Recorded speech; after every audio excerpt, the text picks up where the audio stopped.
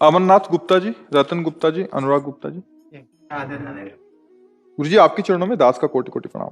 गुरु जी मेरा सवाल यह है कि जिनकी अकाल मृत्यु या एक्सीडेंट में मृत्यु होती है, क्या उनकी आत्मा को शांति प्रदान होती है या नहीं? क्या वो ऊर्ध्वगामी को प्राप्त होगे? नहीं, इसमें ये देखना है कि अब जैसे बड़े बड़े संतों के भी एक्सीडेंट में मृत्यु हुई है, हमने देखा है।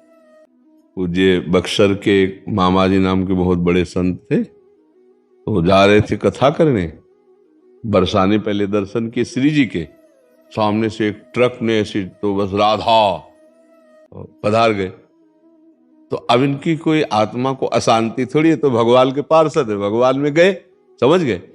अब जो पापाचरण कर रहा है तो शरीर छूटने के बाद उसको वैसी गति मिलेगी। खास बात मृत्यु कैसे हुई इससे मतलब नहीं है, खास बात है उसने जीवन कैसा व्यतीत किया इससे है। जैसे पूज्यपाद श्री उड़िया बाबा जी महाराज इतने बड़े सिद्ध संत, और अंतिम दशा होती कि गड़ासा से नहीं, वो एक पागल आदमी, विक्षित आदमी, कई गड़ा से ऐसे और उससे, तो अब क्या अधोगति होगी क्या? अरे वो तो जीते जी ब्रह्म पद प्राप्त महापुरुष है, समझ रहे ना। मृत्यु की घटना से किसी के परिणाम को नहीं जोड़ा जा सकता, उसके जीवन से परिणाम को जोड़ा जाता है। उसका जीवन कैसा था, मानो जैसे परीक्षित जी का सर्प काटने से मृत्यु हुई तो उनकी दुर्गति थोड़ी हुई, तो सीधे परम पद में गए। क्यों? जीवन भगवान में था, भजन में जीवन था। अब जैसे कोई बहुत पापात्मा पाप कर्म कर रहा है, तो देखा गया कोई कष्ट नहीं, बहुत आराम से मृत्यु हो गई, बहुत आराम से मृत्यु। हमने देखा है कि कोई बीमार नहीं रहे, ऐसे दिल फेल हुआ 2 मिनट में चले गए। एक आदमी पाप करता है, जुकाम नहीं होता है, खूब चौड़ी छाती करके खूब घूम रहा है। एक आदमी बड़े धर्म से भजन कर रहा है और जीवन उसका बड़ा दुख में देखा गया। अब इसी रहस्य को जान रहा है, वो पाप कर्म कर रहा है तो उसके पुण्य खर्चा हो रहे हैं, सिद्धांत है। अब जब पूर्व पाप और ये पाप जुड़ेगा तो उसकी दुर्गति हो जाएगी। अब इनका अंतिम जन्म है तो इनके जितने पापों सब भुगता दिए जाते हैं। अंतिम परिणाम जाना जाता है जीवन की धारा से, तुम्हारी जीवन की धारा कैसी रही। अब जैसे एक आदमी है, अचानक बैठा हुआ है, दीवार गिरी, मर गया, उसे आप अकाल मृत्यु कहेंगे, लेकिन अब उसने जीवन कैसा व्यतीत किया है।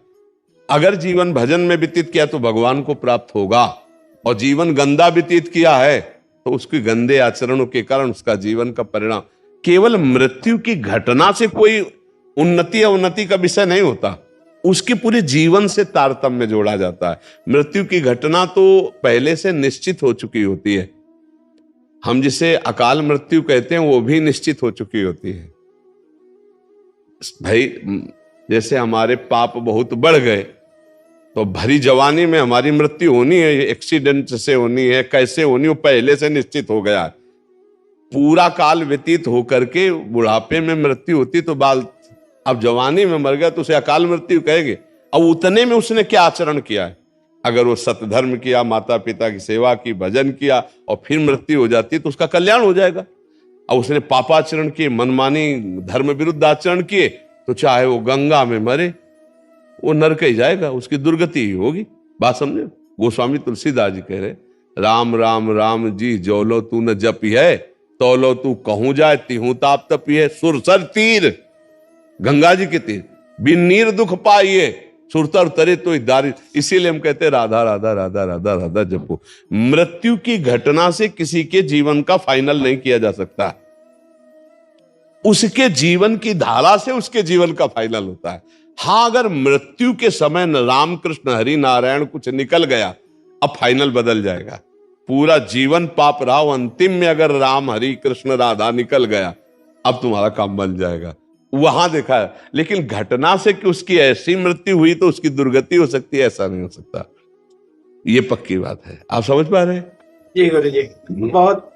अब बिटिया थी मेरी, 2 बेटी थी, 23-24 साल की, बहू थी 29 साल की, 1.5 साल की पोती थी। 7 साल हो गए, मन व्यतीत रहता है। हाँ, क्योंकि अपनापन होता है ना परिवार से। तो अब देखो, इसका हम रोज घोषणा करते हैं एक बार सत्संग में, इस लोक का नाम याद कर लो, क्या है? मृत्यु लोग यहाँ सबको मरना पड़ेगा भैया। लेकिन गुरुजी 2011 में मेरा ऐसा संयोग बना कि कैलाश मानसरोवर जाने का मेरा, तो मेरी बिटिया जो है बोलती पापा आप जाओ कैलाश मानसरोवर, देखो मैं दुकान संभालूंगी। हमारा केवल वो व्यवहार में बहुत आगे बढ़ना होता है। हमारा केवल इतना कहना है कि देखो जिस समय, जिस सेकंड में, जिस मिनट में जहां मृत्यु हमारी होनी है वहां होनी है। वो हमारे कोई प्रियजन बनकर जो आते हैं वो अपने कर्मों का भोग भोगने आते हैं और हमको भुगाने आते हैं। जैसे आप कह रहे हो 7 साल से मैं दुखी हूं, तो अब दुखाई तो दे के गए ना, वो अपने कर्मों को भोग करके गए और हम उनके चिंतन में दुखी हूं। अध्यात्म यही बल देता है कि उनके चिंतन को त्यागो, हरि चिंतन में लगो। ये ठगबाजी करने के लिए माया सब चरित्र रचती, न तो कोई तुम्हारा पुत्र है न कोई तुम्हारी पुत्री, एक सच्चिदानंद भगवान ही ये नाटक कर रहे। अब अपने को संभाल लो और खूब नाम जप करो और किसी के प्रति रो मत, अब प्रभु के लिए रो, हे नाथ अब तो कृपा कर लो, ये मेरा जन्म अब आपकी प्राप्ति के लिए हो जाए।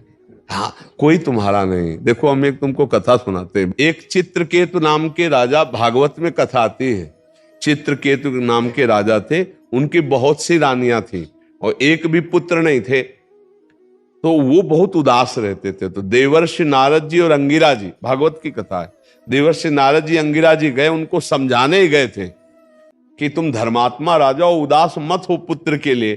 तो उन्होंने जाकर के जब समझाने की कोशिश की तो उन्होंने कहा हमको इस समय ज्ञान नहीं, हमें पुत्र चाहिए, यदि हम पर कृपा करने आए हो तो हमें पुत्र दो। तो उनका पुत्र तो सुख तो तुम्हारे भाग्य में है नहीं, पर तुम हठ कर रहे हो तो मैं तुम्हें पुत्र देता हूं, पर हर्ष और शोक दोनों की प्राप्ति होगी। अब वो ये नहीं समझ पाया कि हर्ष और शोक दोनों की प्राप्ति होगी, पुत्र देता हूं, इस बात पर उनकी बुद्धि टिक गई। बड़ी रानी कृतद्युति नाम था, उनके पुत्र हुआ। अब तो क्या आनंद, चक्रवर्ती राजा थे, हर समय रानी के महल में जाना। तो और जितनी थी रानियां सबको जलन हुई। उन्होंने कहा बहन जब से कृतद्युति के पुत्र हुआ राजा हम लोगों की तरफ देखते ही नहीं है। तो बोले हम लोगों के मिलन में बाधक कौन है? बोले लड़का ही है। तो बोले क्या करें? बोले जहर दे दो। तो धाय माँ को अपने पक्ष में मिलाया और जहर चटवा दिया, राजकुमार मर गया। जी ही राजा के पास खबर गई कि राजकुमार मर गया। कितनी मनौती के बाद तो हुआ था।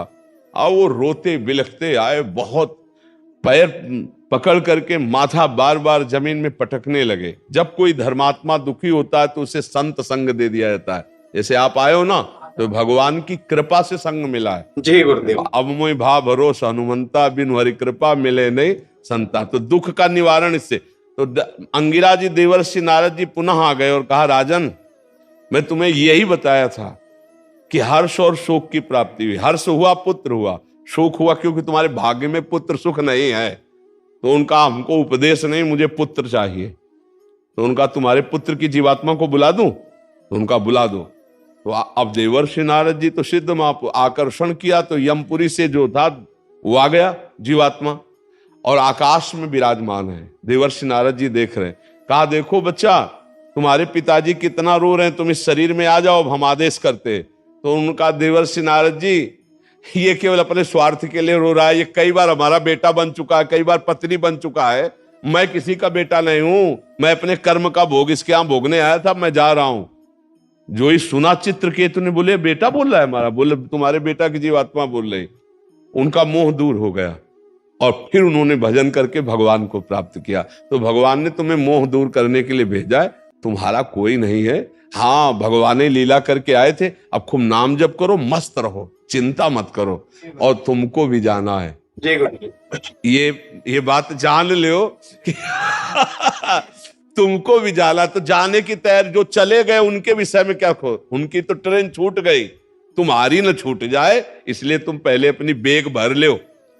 राधा राधा राधा राधा, कबीरा सब जग निर्धना, धनवंता नहीं कोई, धनवंता सोई जानिए जाके राम नाम धन होए। खूब नाम जमा कर ले, लोक पर लोक में बहुत आनंद रहेगा। परम धन राधा नाम आधार, राधा राधा राधा, जहां जाओगे चकाचक आनंद रहेगा। अब यही का बैंक बैलेंस किया, ये देश ऐसा है कि कपड़ा तक उतरा लिए जाते हैं, मतलब शरीर कपड़ा है ना आत्मा का, ये भी आग लगा दिया जाता है। अब केवल जीवात्मा पर एक कर्म को लेके जाता है। कर्म हमारे हमको बहुत दुख देंगे, देख लो, ऐसे ऐसे कर्म कियो, सब लोग बैठे हो, अगर आप ऐसे निर्णय पूछा जाए कि ऐसे कर्म करने वाले को क्या दंड मिलेगा, तो आप क्या उत्तर देंगे? खुद देख लीजिए।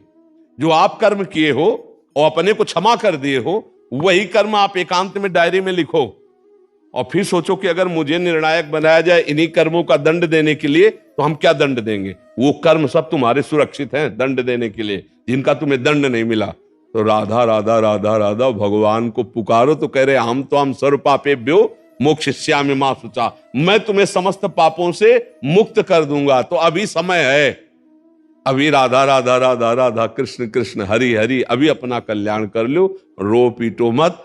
यहां जो जितने समय के लिए आता है उतने समय के बाद चला जाता है, कोई गर्भ से चला जाता है। एक आए थे परिवार के, उनका 6 वर्ष का अकेला लड़का, 6 वर्ष का लड़का हमारा मार दिया भगवान ने। हम कहा भाई अगर हमारी बात समझ में आवे तो भगवान ने नहीं मारा, वो जीव अपने कर्म से केवल 6 वर्ष के लिए भारत भूमि में मनुष्य रूप में आया, अब वो चला गया। तो आपका भी कर्म है कि अब आप दुख भोग रहे हो उसके वियोग में। नाम जप करो, भगवान को कोसो मत। जो जितने मिनट के लिए आया उतने मिनट ही रहेगा। अगर रोकने की बात होती तो भगवान जी दशरथ जी को मरने नहीं देते। हुआ ना दशरथ जी का मरण, जटायु भगवान के हाथ में ही शरीर छोड़ रहा है कि नहीं छोड़ रहा है?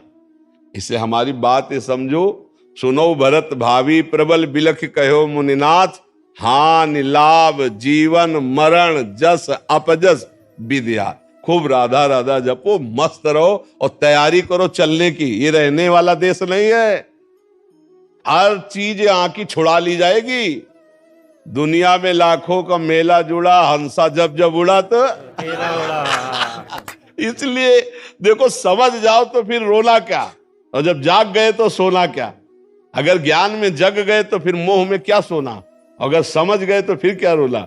एक बार मरना है, सबको मरना है, मरने की तैयारी कर लो। जो पहले से तैयार न थे पछता पछता कर चले गए, जाना पड़ेगा। इसलिए राधा राधा राधा, कब जाना कुछ पता नहीं। पीछे तलवार लिए खड़ी मृत्यु, कब गला काट दे, किस रूप में काट दे कुछ पता नहीं है। कुछ पता ले, कुछ पता ले। नाच रहे हैं और नाचते नाचते ऐसे हुए और गिरे मर गए। फिल्मी गाना चल रहा है और नाच रहे और मर गए। मुंह का लील नहीं सकते। आ बोला तो फिर आगे धा नहीं बोल पाओगे, जितना बस उतने में रोक दिए जाओगे। सरकारी काम है, सब छीन लिया जाएगा, पहले ये समझ लो। तुम्हारा यहां कुछ नहीं रहेगा।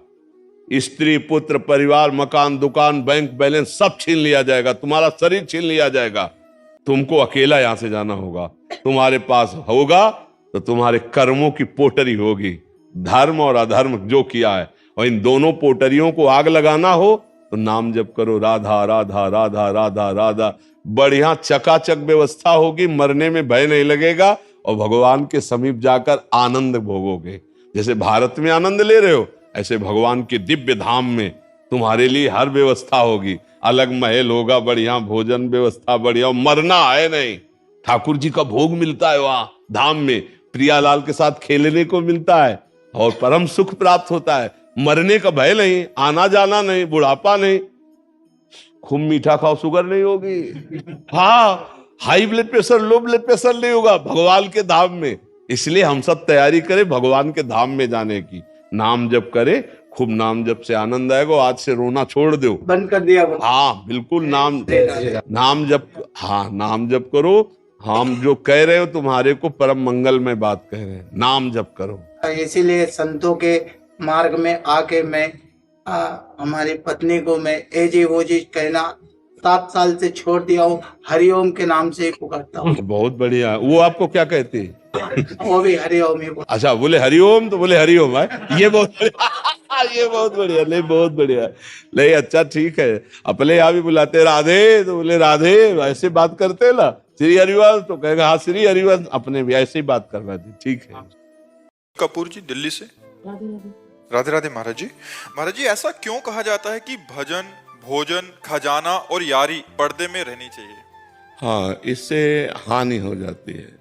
जैसे आपके पास इस समय 10 लाख रुपए का बैग में बंडल रखा हो, 10 लाख का, आप बता दें 1 घंटा मुश्किल टिक पाएगा, कोई न कोई हथकंडा मार करके तुम्हारे रुपए ले जाएगा। ऐसे ही आपका भजन है, हम जो साधन करते हैं, ये मतलब मर्यादा है कि अपने भजन को, अपने खजाने को, अपने प्रेम को, इनको छुपा के रखना चाहिए। अगर छुपाओगे नहीं तो वो क्षीण हो जाएगा। अपने इष्ट प्रेम को छुपाना चाहिए। जितना ज्ञान विज्ञान अनुभव छुपाओगे उतना ही बढ़ेगा, और जितना प्रकाशित कर दोगे उतना क्षीण हो जाएगा। ये तो हमारा अनुभव है कि अपने साधन को गुप्त रखना चाहिए, अपनी दिनचर्या को प्रकाशित नहीं करना चाहिए। यदि प्रकाशित कर दोगे पक्का 100% छूट जाएगी, 100% छूट जाएगी। ये विश्वास, मतलब एक बार नहीं कई बार अनुभव कि जैसे प्रेम में आकर के बता दिया, उसमें विघ्न पड़ गए। मतलब ये बिल्कुल विश्वास करो, आप अपना जो भजन करते हैं कभी कोई जान न पावे, आपकी पवित्र दिनचर्या न जान पावे, तभी बात बनेगी। जैसे आप अपने धन को छुपाते हैं, ऐसे भजन को छुपाना चाहिए, प्रेम को छुपाना चाहिए। किसका प्रश्न है, तो समझ पा रहे हैं आप जी? आदर्श सिंह जी लखनऊ से। श्री हरिवंश महाराज जी बिंदु जी महाराज जी का एक पद है, दास रघुनाथ का नंद सुत का सखा, कुछ इधर भी रहा कुछ उधर भी रहा। महाराज जी मेरी भी स्थिति कुछ ऐसी ही है। महाराज जी मैं सीताराम जी के चरणों के प्रति अनन्य होना चाहता हूँ, क्या इससे मेरी अनन्यता पर कोई फर्क पड़ेगा, जबकि हृदय में श्री जी और श्रीयाराम में कोई भेद नहीं। तुलसीदास जी महाराज विनय पत्रिका भी लिखते हैं और श्री कृष्ण गीतावली भी लिखते हैं। श्याम और राम में कोई अंतर तो है नहीं, पर जब प्रीति की बात आती है तो मुरली मनोहर श्याम सुंदर से कहते हैं कि माना आप मेरे ही स्वामी हो, पर मैं साष्टांग दंडवत तभी करूंगा जब मुरली की जगह सारंग हो और प्रियाजू की जगह सियाजू हो। उनको बनना पड़ा। कत मुरली कत चंद्रिका कत गोपियन के साथ, अपने जन के कारण श्री श्याम भय रघुनाथ। उसी समय राम जी के रूप। तो प्रीति की अनन्यता और तत्व की अनन्यता में अंतर है। तत्व में वही है सब, लेकिन प्रेम में जिस रूप में हम प्यार करें उसी रूप में संपूर्ण प्यार करें। राम रूप में प्यार करें तो वही श्याम है, वही नरसिंह है, वही वामन है, वही तो अवतार लेते हैं। पर हम प्रीति राम जी के रूप में करें। श्याम जी से प्रीति करें तो श्याम जी से करें। एक जगह मन है, या जो एक मन बहुत ठौर करी, कहीं कौने सचुपायो। ये एक मन बहुत जगह नहीं लग सकता, एक जगह ही लगाओ। तो मन को समेटो और राम रूप में लगाओ या श्याम रूप में लगाओ, वो एक ही है, पर एक जगह लगाओ। इससे आनंद की अनुभूति होगी। सोहम गोयल जी मुंबई से। महाराज जी मेरा सवाल है कि हमें भगवान दिखते क्यों नहीं महाराज जी? इन नेत्रों की क्षमता नहीं है। ये जो नेत्र बने हैं ये त्रिगुण माया से बने हैं। ये तीन ही देख सकते हैं, सतोगुण रजोगुण तमोगुण। और सतोगुण रजोगुण तमोगुण से बनी हुई वस्तुएं देख सकते हैं। देखो अंदर की जो वृत्तियां हैं हम उन्हीं को नहीं देख पाते जब तक एकाग्र नहीं होते। मन को, बुद्धि को, चित्त को। अभी तो बच्चा है, लेकिन उसका प्रश्न बहुत बढ़िया है, इसलिए सबके लिए भगवान है पर दिखते क्यों नहीं, ये तो सबकी बात है ना। तो जब तक हमारे नेत्रों में प्रेम नेत्र नहीं आएंगे तब तक हम भगवान को नहीं देख सकते। जो हमारे हृदय में प्रेम नेत्र हैं वो जब खुलते हैं तो इन्हीं नेत्रों में उनका प्रकाश होता है। और इन्हीं नयनन सब सुख देखे, अपनो जन्म सुफल कर लेखे। इन्हीं नेत्रों से फिर वो देख पाते हैं, क्योंकि इन नेत्रों में प्रेम नेत्र प्रकाशित हो जाते हैं। जैसे विराट रूप देखने के लिए भगवान ने अर्जुन की दृष्टि में दिव्य दृष्टि दी तो विराट रूप देख पाए। श्री कृष्ण रूप तो बराबर देख रहे थे, लेकिन विराट रूप देखने के लिए भगवान ने दिव्य दृष्टि दी। ऐसे ही सर्वत्र भगवान विराजमान है, सबके हृदय में भगवान विराजमान है। जब तक हमारे हृदय में प्रेम नहीं होगा तब तक हम नहीं देख पाएंगे। प्रेम से प्रकट होए मैं जाना, हरि व्यापक सर्वत्र समाना, प्रेम ते प्रकट होए मैं जाना। जब तक प्रेम नहीं है तब तक भगवान का दर्शन नहीं हो सकता। जब तक ज्ञान नेत्र नहीं तब तक तत्व दर्शन नहीं हो सकता। तो प्रेम का प्रादुर्भाव तब होता है जब खूब नाम जप करे। तो आप नाम जप करते हो और नाम जप करो, ठीक है? फिर भगवान जी आपसे आके हाथ मिला लेंगे ऐसे आके, ठीक है? तैयार रहना, खूब नाम जप करो जी। चांदनी जी दिल्ली से। महाराज जी, हमारे पिछले कर्म हमारे वर्तमान और भविष्य को कैसे प्रभावित करते हैं? क्या पिछले अच्छे कर्म वर्तमान में कुछ हमें अच्छा दे के जाते हैं? हाँ, या वर्तमान में क्यों हो अच्छा कर्म? वर्तमान का अच्छा कर्म तत्काल तो शांति देगा, लेकिन परिणाम आगे देगा। तत्काल फल नहीं मिलता है। नहीं तो अच्छे कर्म करने वाले दुखी देखे जाते हैं, बुरे कर्म करने वाले कहीं कहीं सुखी देखे जाते हैं। तो वर्तमान में वो बुरा कर रहा है तो उसका परिणाम भविष्य बुरा होगा। वर्तमान में भला कर रहा है तो उसका परिणाम भविष्य अच्छा होगा। वो हो सकता है अगले जन्म में मिले, लेकिन अभी वर्तमान में जो हमें भोगने को मिलेगा वो पूर्व कर्म का मिलेगा। हम बुरा करें या भला करें उसका कोई परिणाम अभी नहीं मिलेगा, अभी हमें पूर्व का मिलेगा। अब उसका परिणाम में मिलेगा, अच्छा करेंगे तो अभी हृदय में शीतलता होगी, बुरा करेंगे तो हृदय हमारा जलेगा, लेकिन कर्म का परिणाम आगे प्राप्त होगा। हमारा शरीर जब रचा गया तो दो कर्मों से रचा गया, पाप और पुण्य। तो अब पूरे जीवन भर उस रचना का भोग हमें भोगना पड़ेगा। जो विधना ने लिख दिया, छठी राव के अंक, राय घटे न तिल बढ़े, रहुरे जीव निसंग। पूरे जीवन में सुख दुख का चक्र आता रहेगा। आपके आज के करने से उस पर कोई फर्क नहीं पड़ने वाला। हाँ, एक फर्क पड़ जाएगा भजन से। यदि आप भजन करोगे, भगवान का नाम जप करोगे, तो आपके अशुभ नष्ट हो जाएंगे, पाप नष्ट हो जाएंगे, प्रारब्ध को सहने की सामर्थ्य मिलेगी और आप आगे निकल जाएंगे।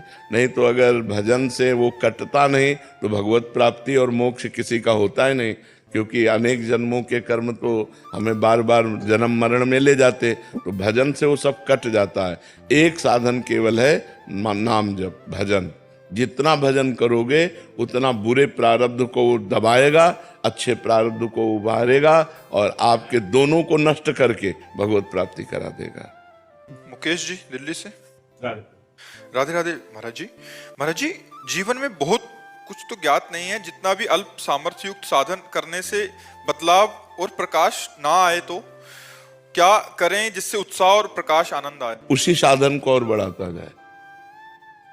जो साधन पकड़े पर वो साधन शास्त्र सम्मत होना चाहिए, संतों द्वारा सेवित होना चाहिए, मनमानी नहीं होना चाहिए, नहीं तो उस पर विश्वास नहीं है।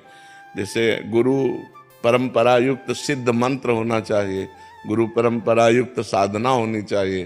तो वो जब हम साधना करें तो हमें कोई अनुभव ना हो तो भी हमें करते रहना चाहिए। जैसे हम कई दिन के भूखे हैं और हम एक कवल खाएं तो कुछ अनुभव नहीं होता, 2-4 कवल खाएं तो अनुभव नहीं होता। जब आधा पेट हो जाता है तब स्वाद आता है भोजन में, नहीं आधा पेट तो भरना ही होता है जल्दी जल्दी। ऐसे ही हम अनंत जन्मों में दुष्कर्म हुए हैं, अनंत जन्मों में पाप हुए हैं। तो हमारा जो साधन है पहले उस पाप कर्म को नष्ट करेगा, तब आनंद आएगा। जब वो पाप कर्म नष्ट होगा और जहाँ आनंद आया, अब आनंद बढ़ता ही चला जाएगा, वो क्षीण नहीं होगा।